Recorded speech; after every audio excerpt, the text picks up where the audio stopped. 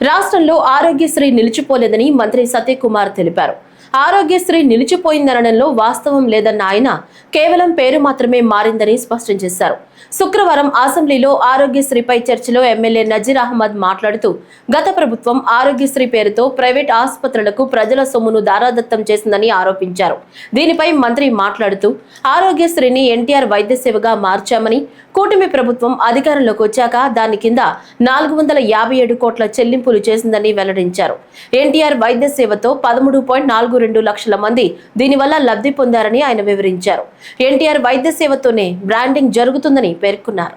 ఈ ప్రభుత్వం కూటమి ప్రభుత్వం చంద్రబాబు నాయుడు గారి నాయకత్వంలో, పవన్ కళ్యాణ్ గారి నాయకత్వంలో అధికారంలోకి వచ్చిన తర్వాత ప్రభుత్వ ఆసుపత్రులకు ఉన్న బకాయిలు చెల్లించడం జరిగింది. అధ్యక్ష, 457 కోట్ల 45 లక్షలు బకాయిలను చెల్లించడం జరిగింది. అయితే ప్రస్తుతానికి ఈ రాష్ట్రంలో ఉంటున్న గవర్నమెంట్ ఆసుపత్రులకి ఇంకా 110 కోట్ల 21 లక్షలు చెల్లించాల్సి ఉంది. వాటిలో తొందరలో కూడా వాటిని కూడా చెల్లిస్తాం. అదేవిధంగా గుంటూరు ప్రభుత్వ ఆసుపత్రికి సంబంధించి గౌరవ సభ్యులు అడిగారు పెండింగ్ బిల్లుల గురించి. పెండింగ్ బిల్లులు బకాయిలుగా ఉంటున్న 20 కోట్ల 24 లక్షలను చెల్లించడం జరిగింది.